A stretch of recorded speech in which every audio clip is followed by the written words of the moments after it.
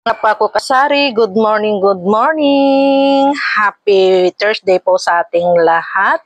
And for today's vlog, ang aga nating nagising ngayon kasi ang dami nating work. Alam naman natin na bilang isang tindera ay hindi tayo talaga nawawalan ng trabaho.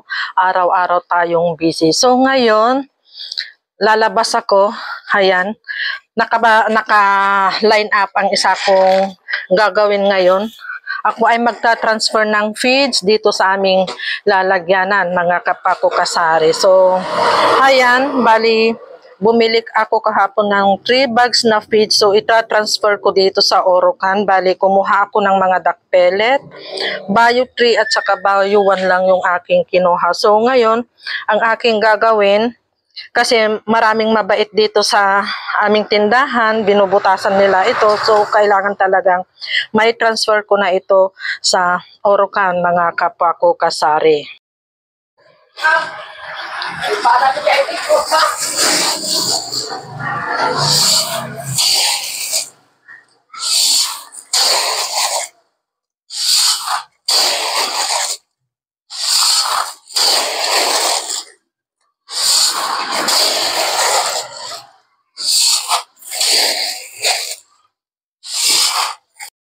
So, ayan mga Kapako Kasari, tapos na akong mag-transfer ng aking mga panindang feeds dito sa mga Orocan. Ayan, bali ito yung duck pellet, Bio 3 at saka yung Bio 1. So, ito lahat yung mga paninda kong feeds at mayroon pa naman ako dito Bio 2. So, ngayon papasok tayo sa loob at ako ay magre-repack ulit ng uling.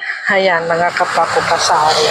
So, repacking day tayo ngayon. At bago ako mag-repack ng uling, ako ay magtitake muna ng pangpaganda ng kutis. Ito yung aking ginagamit, mga Kapako Kasari. Naka-ready na yan. Araw-araw ko itong iniinom. At ito naman yung aking ginagamit na sabon. Ayan. So, hindi ko ito ini-endorso. Pero talagang ito yung nakahinaya. Yung hiyang ko sa aking katawan, mga Kapako Kasari. So, inom muna tayo ng isang capsule nito. Mga Kapako Kasari, kasalukuyan akong nag-re-repack ng uling. Ayan, ito na yung aking na-repack. At mayroon pa akong isang sack na hindi na-repack.